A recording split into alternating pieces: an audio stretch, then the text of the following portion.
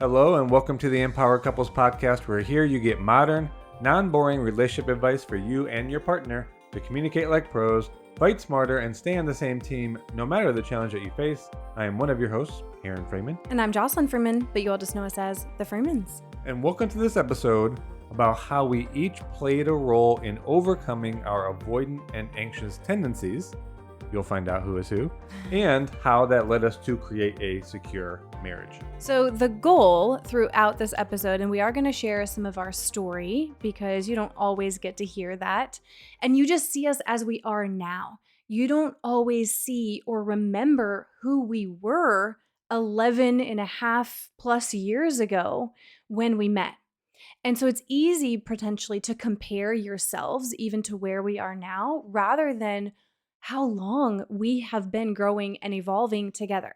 And I guess it's there for me to say that we do this as a society all the time. Mm-hmm. So we're not saying that we're some pillar. We're just saying you're listening to this podcast about relationship topics. We are the experts on it. We've been doing it for so long. We've given so much attention and focus and the amount of sessions that we've done. But this is the case with anyone. It's this social media world where we really only see people the way they are now. Mm-hmm. There's an argument about whether you see the true self or not. That's not what we're here to talk about. But we are here to talk about that we don't always acknowledge the journey that people were on and the version of someone from the past and all that had to come before getting to the place that we see them now or that we are at now. Well said. And it's worth noting that, the title says to create a secure marriage. Remember, though, it's not a destination. There is no point in marriage where you're like, whew, wipe my hands clean. We have done all the work needed. We can just sit back, relax, and enjoy the rest of this ride. Marriage is going to be an ongoing journey of what we call course correcting, right? It's not like you just set on autopilot and then you don't need to adjust from time to time. So we are ongoingly, in a sense, creating a secure marriage. And that's the way to think of it in your relationship. Again, there isn't a destination. There's the ongoing course correcting that you're going to need to do. However, there will be a point in your journey of working on things and yourself where you do feel a sense of security, which we'll describe what that means more in the episode. But I want to take you back, right? So again, you see us now. What about the beginning? So as I said, we have been together 11 and a half years now, which is crazy where time is going. I feel like we've truly grown up together. We met at a gym. I won't go too long into our story. And at the time, I had just started doing personal development. I was pretty new into the journey, but it was already really powerful. I had already evolved so much. I'm going to talk more about that. Aaron had not started that journey at all. He had never heard of something called personal development. Of course, we all had heard of like career development, right? Doing ongoing career courses or things like that. But personal development back then was still, in a sense, kind of new. It's not as well known as social media has made it today. And so when I introduced him to it, he's like, what do you mean? What is this? And I just shared with him that what's really important to me in the kind of partnership that I want to have for the long term, I want to feel a sense of growth. Like that's to me a kind of non-negotiable is the way I think I said it to him. I might not have used that term, but conveyed that that's really important to me because, to be honest, there were relationships in the past where they met all the surface level criteria or the other things I valued, right? The funny, hardworking, loyal, smart, right? Like you have kind of those characteristics. But the thing that we didn't have in common was being open or willing to grow. And I learned that was something I needed in a partner.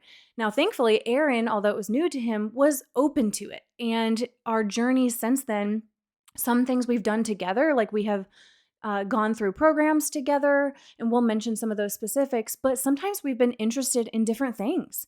But at the core, we both really discovered that we value growth. That is a top priority in our partnership. It's not something we have to beg of each other, like, please want to grow, please want to become the best version of yourself. It's like, no, we both have the willingness to acknowledge when there are areas for us to work on. But I'll just say this and then we'll continue on with the points in this. We also have a healthy balance of accepting each other, right? We aren't constantly trying to be like, okay, well, you got that to be better, but now can you work on this? Like, we accept each other for some of our quirks, some of our human aspects of ourselves when we aren't being perfect. And that is something to make sure you are balancing, is both that striving for growth and that being an ongoing journey, but also a level of accepting each other for who you are and having grace for each other.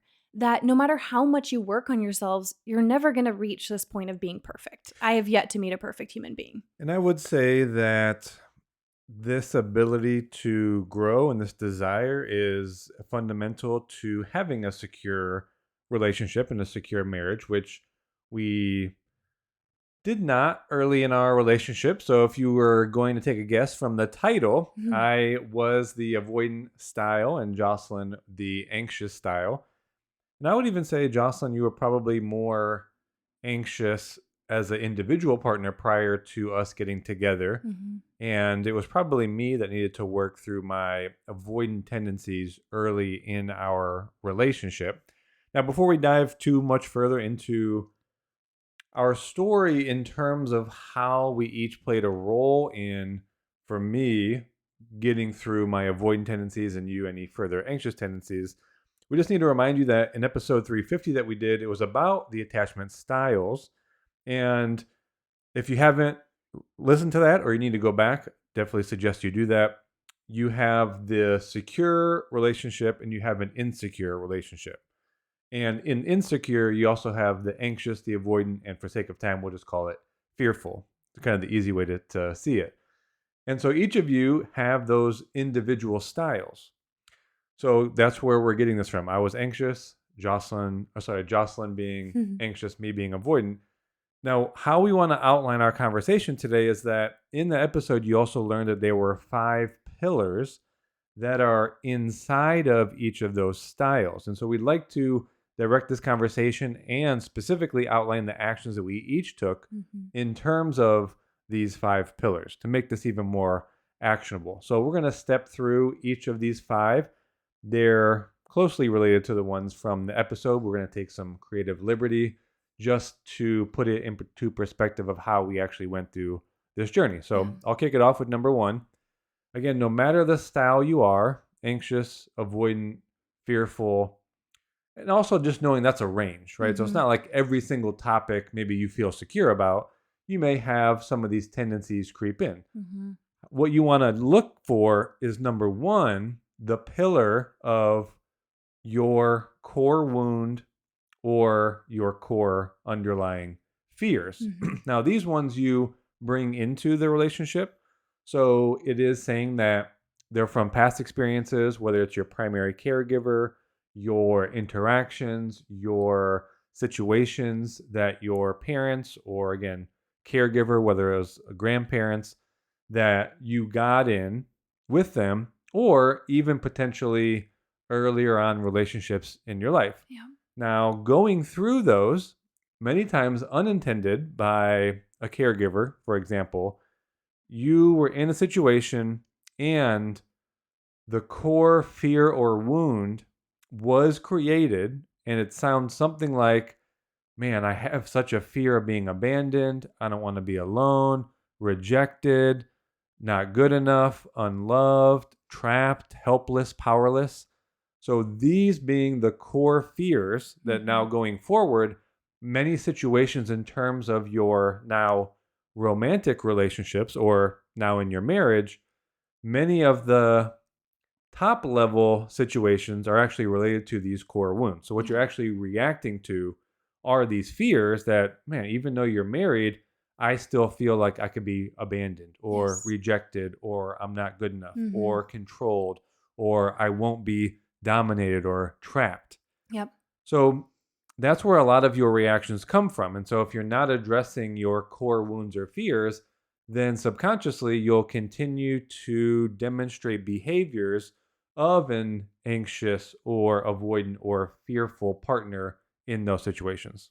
I think that as you hear Aaron describe those different core wounds, it's important to remember that they probably won't be top of mind. Like, you're not sitting there working and being like, man, I have this real fear that I'm not good enough. Like Aaron said, that word reaction, it shows up in your moments of vulnerability or reactivity, your defense mechanisms. And so you have to kind of listen in those moments of conflict, or again, when there's some kind of vulnerability happening. What is the dialogue? Whether you say it out loud, some people do say it in conflict. It's just never good enough. Ooh, that is saying something. That is your subconscious bringing that to the forefront as And we just an want to example. we want to do this more through storytelling. So Yeah. Jocelyn, how early, let's do both of these. Yeah. How early in our relationship, and maybe we could both be even more honest, Yeah. are there places that it still shows up? So what work did Mhm. you have to do on your core wounds Yeah. early on, and do any of them still exist? So I'll try to keep my story short, but as Aaron talked about, I had really been doing a lot of work on myself before Aaron. And so I had worked through, I think, a big amount of it, but it still showed up. I still had to learn to create security with him. But before him, in any prior relationship, I had so much insecurity and anxiety around my worth being tied to their acceptance. And I think there's a couple reasons why that was stemmed in terms of, like, in my family, there was a lot of unhealthy dynamics between men and women. There was a lot of unfaithfulness. And so I had beliefs that men were not only untrustworthy, but also like this fear around whether I was really chosen, accepted, or I was gonna be good enough compared to, for me, there was a lot of comparison to other women. And so I had to learn to not only reframe and learn that some men are untrustworthy, but some are trustworthy. And so that I had to work through. I also had to work through my own self-worth, to where my relationship to myself, I got to this place of actually loving myself, valuing myself, and I didn't need a male's approval to feel that. And you know what's crazy is once I got to that place of like loving myself, valuing myself, having a good relationship even to my body, because I had to work through self-esteem that way. This was right before I met Aaron. I was attracting men to me like I never had before. And I think it's because there was this energetic shift. And so I met Aaron and I felt such a difference with him that I like wasn't going on any other dates. That's a whole other story that we could go down someday. But to that point, it's just like I had to really work on how I viewed men and then how I viewed myself in relationship to like their acceptance and Mm. love. So we're going to outline our core wounds and just stay with us as we move to the further points. We'll talk more about the actions and behaviors. Mm-hmm. So for me, the big fear and core wound is around being rejected and alone. Now, why I don't necessarily resonate with inner child, and so I'm not trying to deviate us, is primarily that my primary caregivers, being my mom and my dad, I had a great upbringing. There really wasn't a lot of conflict, and that's something else we could talk about. There really was no conflict. Mm-hmm. And so that's why I became more conflict avoidant, because when I got into relationships later on, I was always trying to avoid conflict because that seemed like, well, I never saw that with my parents, so it must be a Wrong. signal of a bad thing. Mm-hmm. But even before that, I would say I had lower self-esteem and confidence, specifically when it came to women. Now, as I got older in high school and into college, I grew in my own self-confidence, but that was more in my abilities to achieve academically and sports and athletic events, things like that. So I was a confident person in terms of that and friendships, but in terms of the romantic relationships, very really much lacked self-confidence. Mm-hmm. Primarily because as I got into these ages, I was one that was broken up with. It's not like I even had a lot. So imagine you have a few relationships in Mm-hmm. which someone almost bestowed upon you their attention. It's like, oh my gosh, I feel so lucky. Mm.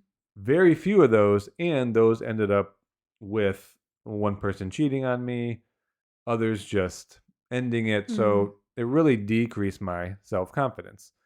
So that's where the being rejected and being alone comes from. It's not to say, and I think it's probably in a very, very common avoidant thread, is that when you do have higher self worth, then you start to see relationships as the place for that pain and hurt to come up. Mm. So that means you would tend to avoid, which I did.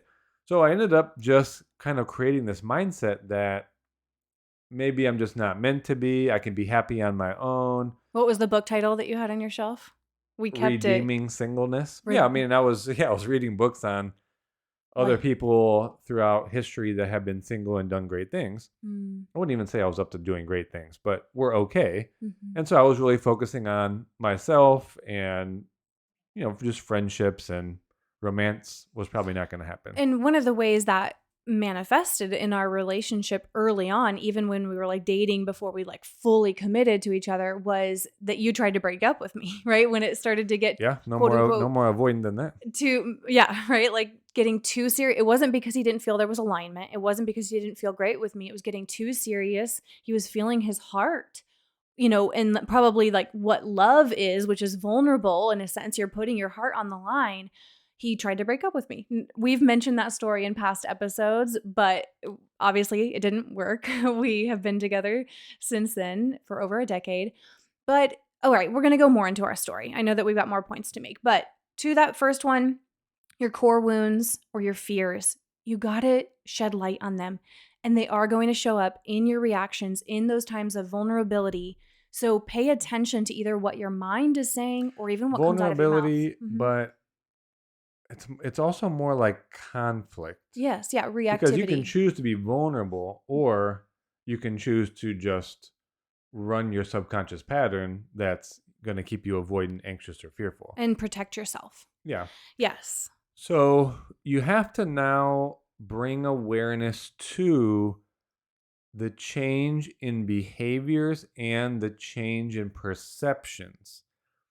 And they really go hand in hand. I think if you identify the core wounds and fears, then it shows you where subconsciously or in your outward behavior what you do in response to that, as you were just saying. Mhm. And we want to just kind of loop in here that your behaviors are tied in with the perception of yourself, your partner, or the situation. Yes. So that's why we're going to put these together.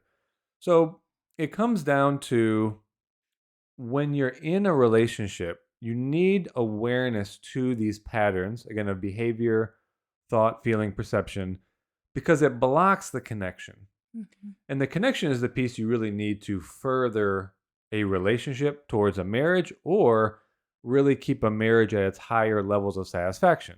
If you don't have connection and closeness, then it starts to deteriorate. So you have to bring awareness. There's no getting around this. No matter how long you've been together, no matter what level of function you're at, Mm. your satisfaction is tied to your connection and your closeness. And you won't get any closer or feel more emotionally connected if you don't pay attention to the behaviors and the patterns of thought you have that block that. So that means that you really need to reprogram, which is kind of a fancy term for changing your motivation and repetition of more effective behaviors, and also adding reinforcement. Yeah. I know it's a lot of like social psychology and cognitive behavioral there, but you have to really start to look for the awareness of where these patterns are basically getting in the way of your relationship moving forward. Yeah. And so there's a lot in what Aaron just said. So for me, there was so much perception work, which perception is just a fancy way of saying the way you see things, how it occurs to you, but it's very subtle. Again, you're not sitting there like, how does this see, how am I perceiving this situation? Unless you're kind of being meditative in a sense. It's just automatically happening. You're sitting there with your partner and an argument is starting, or your partner says something, how do you perceive it? What does your brain say about it? And it happens in a millisecond, right? It's like they make a facial expression and you perceive that as either they have gas or they're pissed at me, right? Like you jump to a conclusion very quickly. Your brain does. But you want to also be paying attention to, because that's based on the core wound. So what Mhm. is it you then do? Yes. Do you strike back? Do you criticize them? It's going to be in your attachment style behavior. Yeah. Is your behavior one that attacks them because that's how you push them away for some Mhm. avoidant ones? Is the anxious to keep on diving into the conversation with them when they've asked for a pause and you kind of follow them around and you won't let them, take a break, right? So Yeah. what is the particular behavior that's running, again, because this is coming from a core wound? So I think we should each give an example of this. So for me, because again, I was a little bit further in my journey in really moving towards a place of security within myself and wanting to create a secure relationship, I was observing your quote unquote avoidant behaviors. For example, in a sense, kind of withdrawing from tense conversations. I remember even early, I don't know if you remember this moment, but I remember when we talked about moving in together.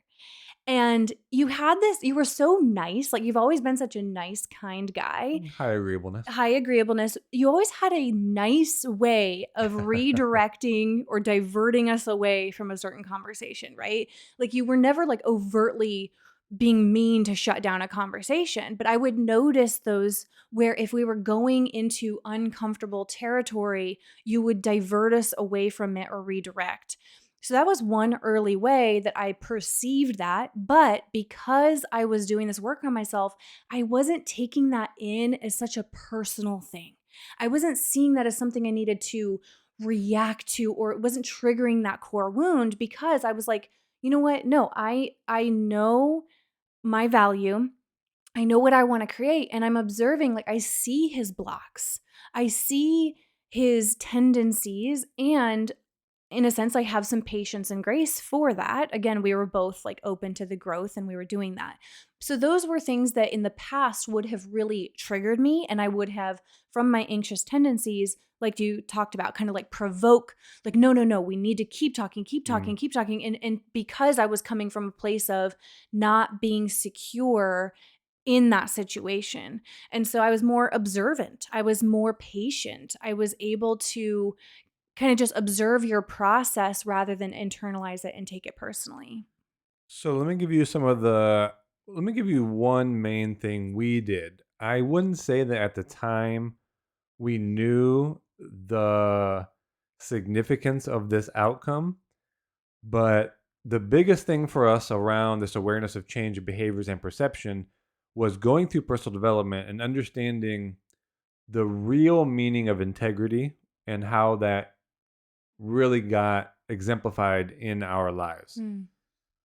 We did this early on, as you mentioned, even the first 2 years of us being together. And the personal development gave us the understanding that we as individuals need to be people of integrity, meaning that when we give our word to something, we just follow through. And it's not based on intent, it's not subjective, it's not morally good or bad. It's just if I'm going to be someone that's worthwhile in the world, someone that can achieve anything, that can perform in the world, and we were definitely people that were out to achieve things.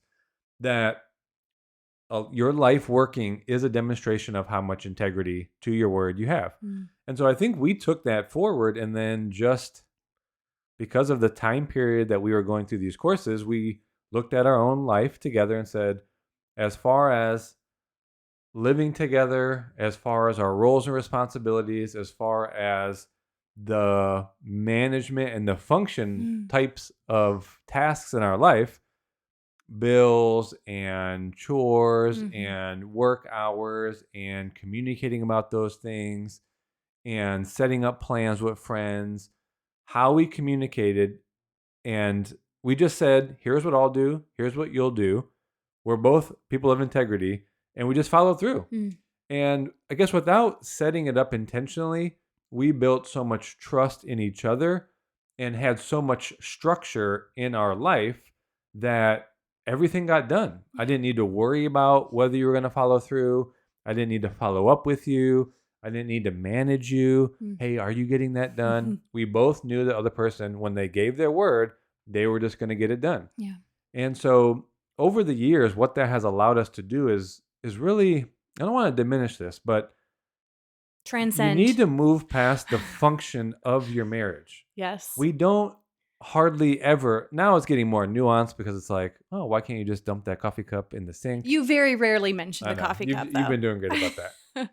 The takeaway is you can't stay stuck in the functioning of things. Mm. It's just time to outline what your roles and responsibilities are, give your word to stuff, and get it done. Yes. That's it. You have to move past the function. You have to get to the experience of life, the building of the closeness and the connection and the enjoyment, Satisfaction, and intimacy. all of that. Mm-hmm.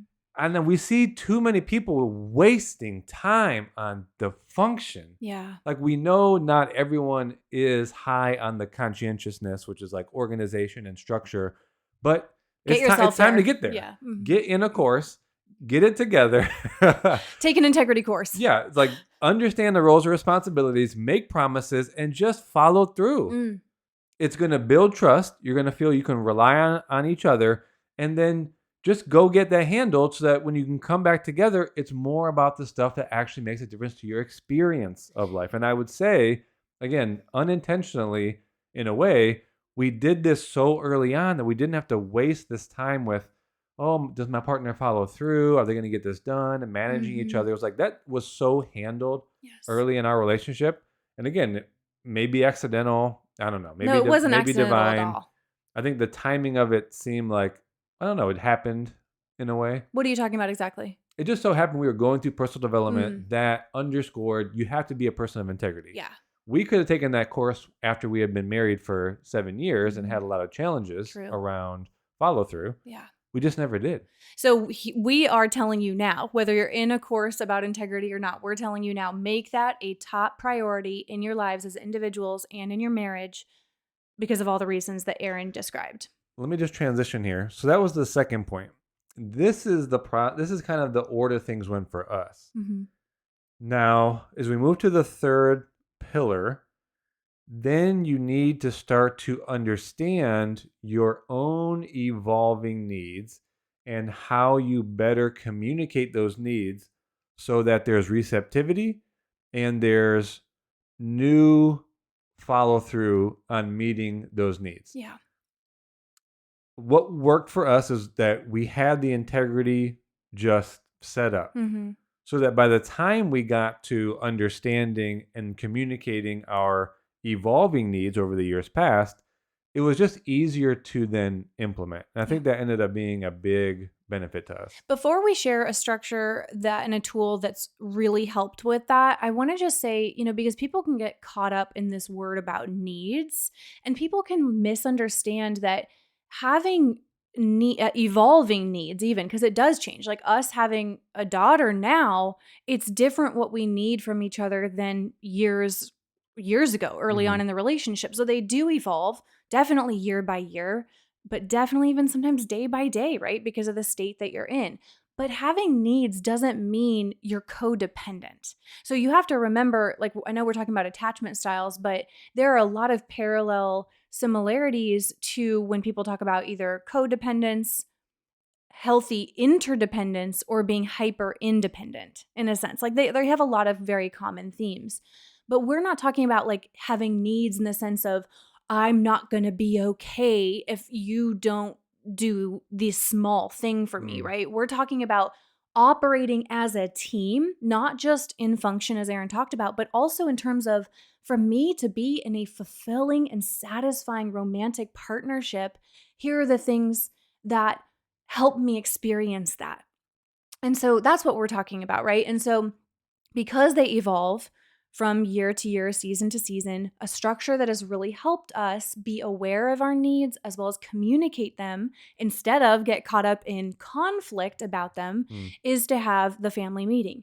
If you are a newer listener, it's something we've referenced in different episodes, but the family meeting is basically like we have a particular structure. We have a whole template for it. We'll mention that in a minute, but it's an opportunity where you are intentionally meeting, whether you want to meet on a walk together, on a hike, or you do sit down at a table or on your couch, doesn't matter the environment, but you're intentionally checking in proactively rather than, oh, let's wait till Tuesday morning when we're having conflicting ideas of how this week is going to go. And then now I'm irritated with you, you're irritated with me, or it's Friday. I thought you were going to plan a date, but you didn't. And now I don't feel wanted. I don't feel loved, right? Like that's living life reactively. The family meeting is about being proactive. It's setting each other up for success.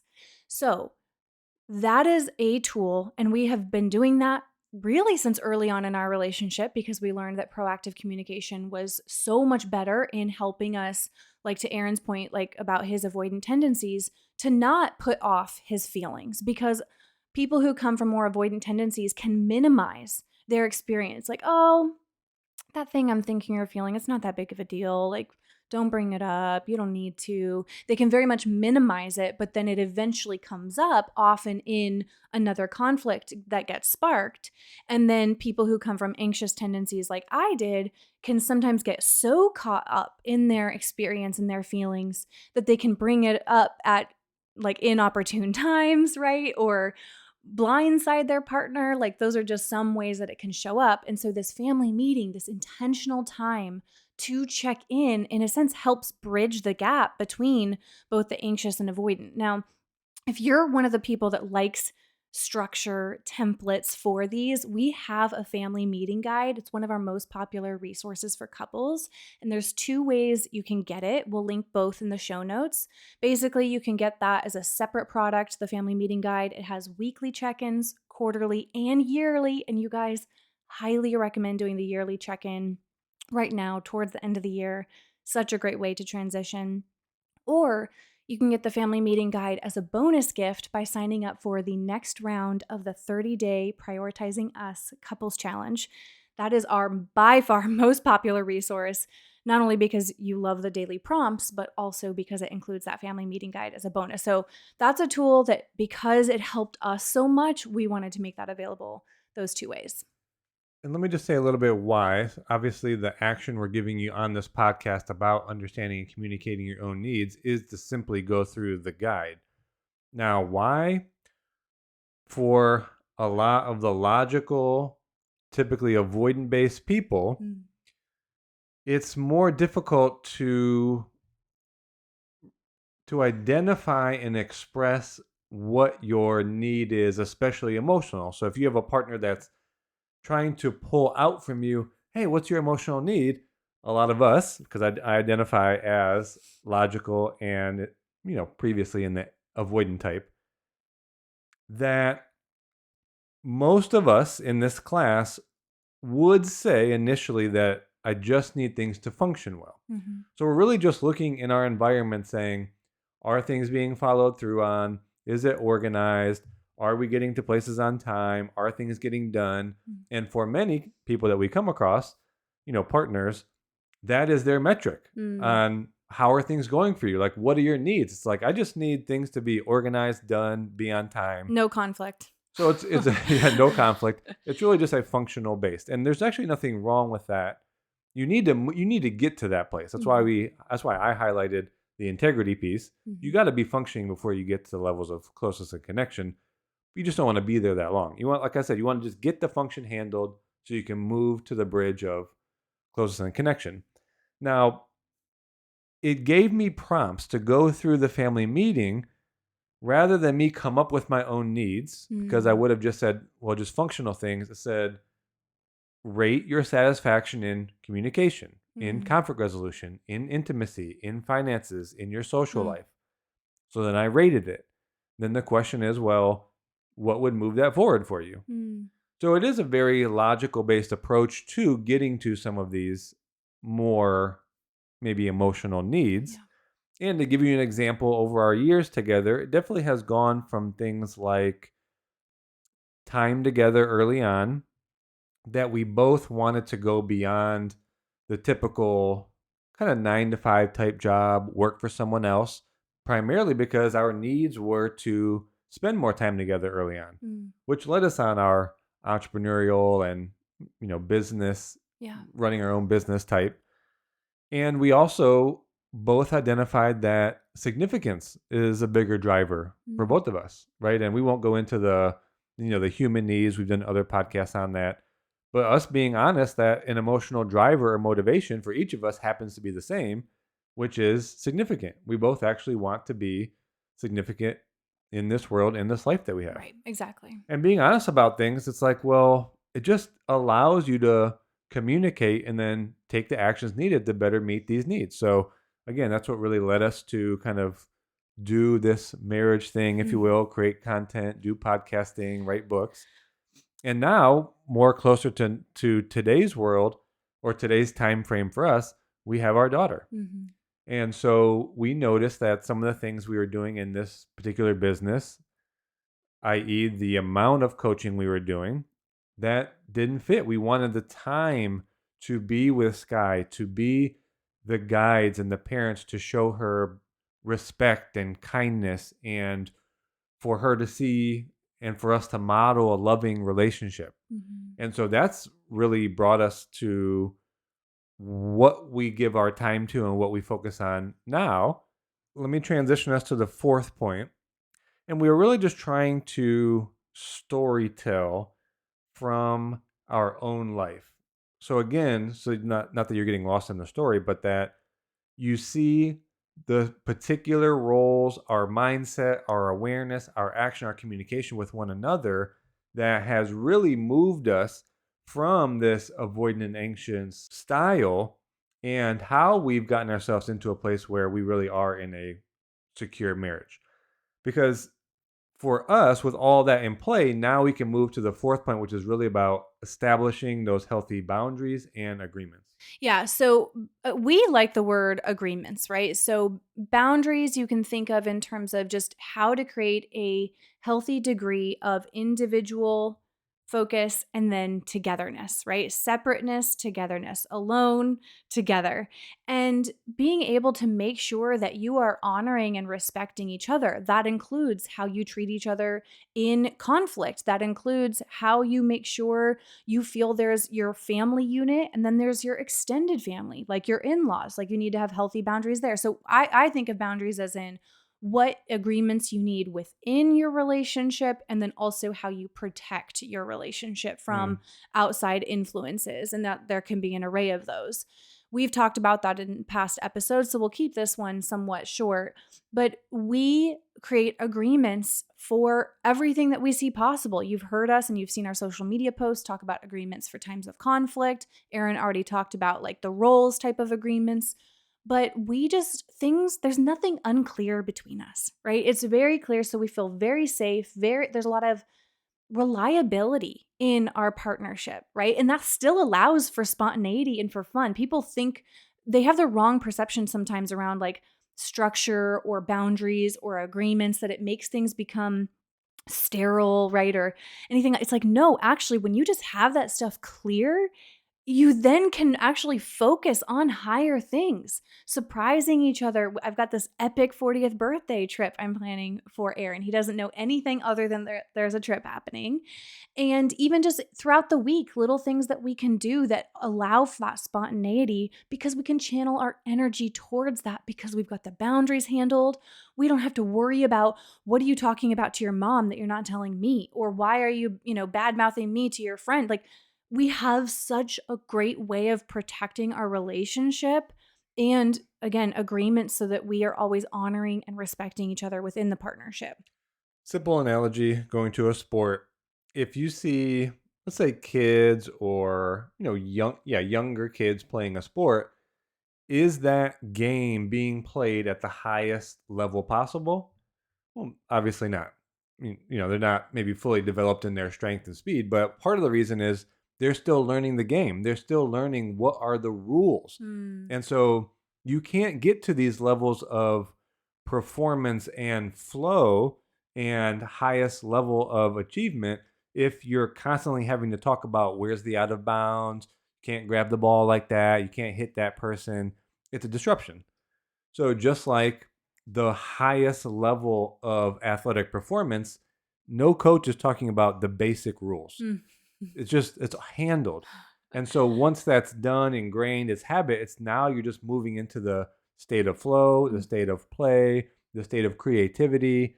And in your own marriage, it's the same. Mm. If you're constantly having to remind each other of where the out of bounds is, it's like you're not getting to, and you're not getting anywhere. You're not getting anywhere in terms of closeness, connection, higher achievement, uh, new vision, really strong motivations for manifesting the type of life that you want to live. Yeah. If you're just, still talking about That's the so boundaries and the true. function, right? I So know it's been a true. theme for me. It's like, I just really want anyone listening, it's you really have to understand the limitation it is to still be talking about basic functioning. Ooh, so good. Sorry to be straightforward about that. No, So that's good. let's take that fourth point, establishing healthy boundaries and agreements, and let's move this to the last point, Yeah. which we've left this as the last one because for us, it's now been easier to focus on this ongoingly. Like Mhm. everything else is really handled for us.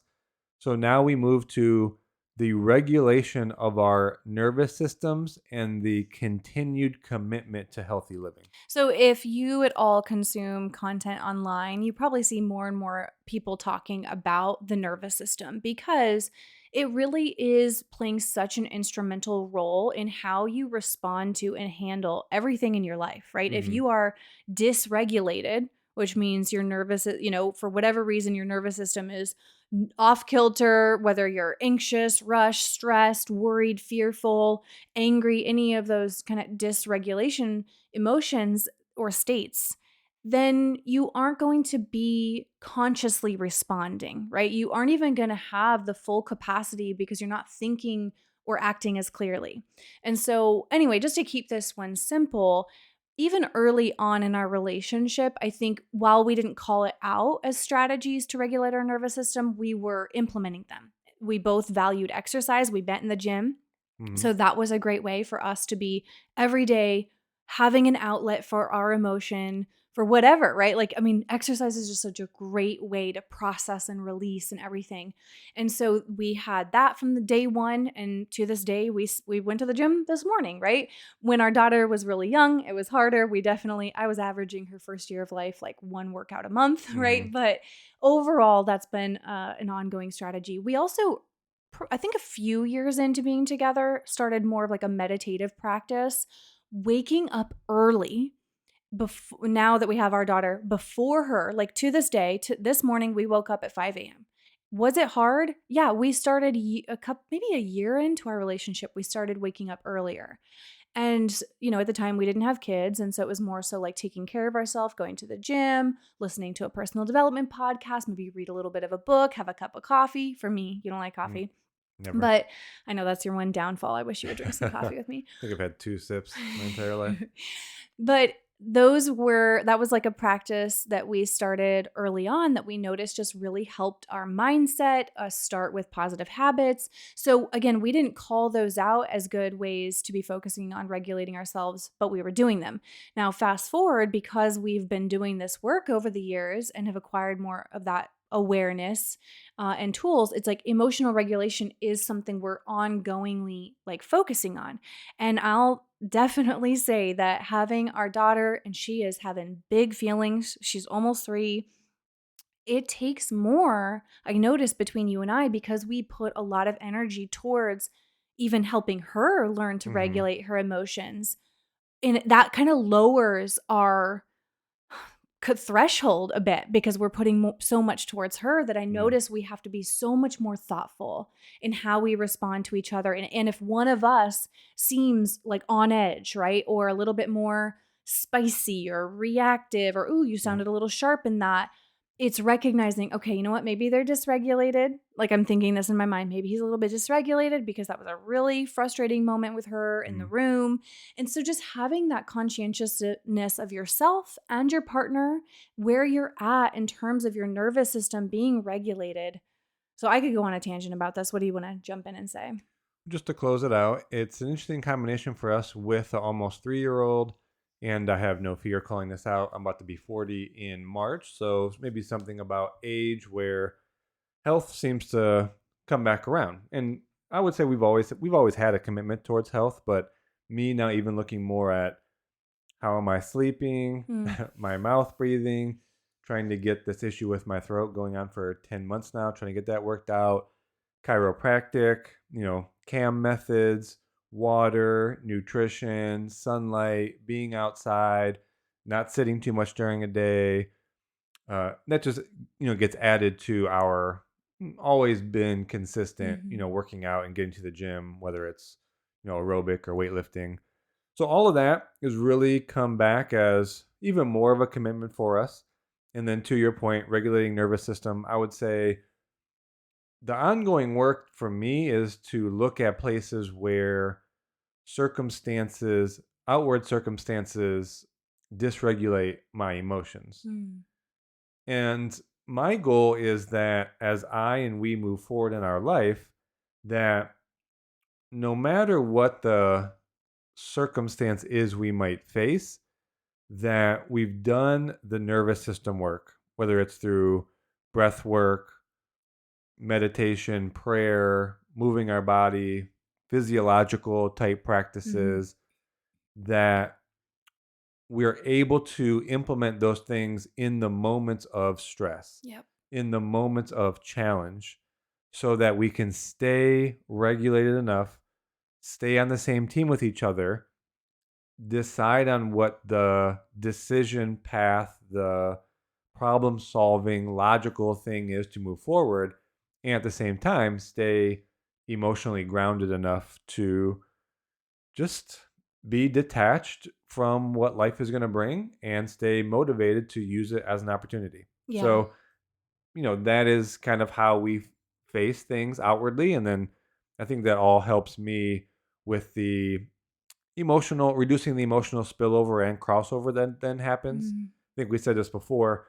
You're going to face external stresses. You're going to have personally related stress.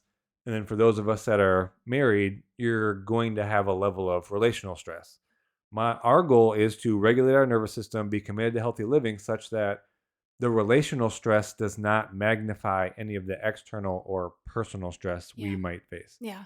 So that again, we do stay on the same team with each other, and then we're facing the external and or dealing with the individual personal from a regulated, thoughtful, conscious place. I love so much of how you broke that down, that importance of regulating your emotions in those either stressful times and some of those in the relationship being conflict related. So, as you were describing that, I know I heard some people's thoughts and they were like, okay, yes, Freeman's, yes, exactly. We need to work on regulating our emotions, whether that be in conflict or just in our interactions with each other. I don't think we've mentioned on a podcast in a while that we have a de escalating conflicts guide that has strategies for regulating your emotions. So I wanted to do something a little crazy on this episode. Can I do a little special thing for them? Seems like you're already there. We were not even planning on this, hence why I'm bringing it up to him. Because we mentioned the family meeting guide already, which again, you can get individually or as a bonus gift in the 30-day Prioritizing Us challenge. And then we just mentioned the de escalating. We did this for a couple days last week, offered a special, and I'll do it for any of you who made it to the end of this episode because we know this is a Okay. little bit longer, right? So only if you listened all the way to now. We'll make that bundle available where you got our 3 guides together. You got the de-escalating conflicts, the family meeting, and then our making up and moving forward, which is about repair after conflict. So go to Instagram and DM us the word special. Because again, you're not going to find it anywhere on our website. So go to our Instagram, DM us the word special. We'll get you that link for getting those 3 bundled guides at a discounted rate that you won't find out anywhere else. So that's just as a thanks for listening to this longer episode all the way through so that you can get all of those guides. But we hope that this episode was helpful in hearing more of our story. And remember, again, creating a secure partnership is not a destination. It is something that you are ongoingly course correcting and creating together in your journey together. So let us know if this episode was helpful. We would love for you to send us a message. And if you're new here, make sure you hit the subscribe button so that you can hear past and future episodes. We've got so many topics that we covered. You got to listen to last week's episode. We're getting such great feedback about that. But with that, you guys, we are so grateful that you're here, and we'll talk to you on the next episode.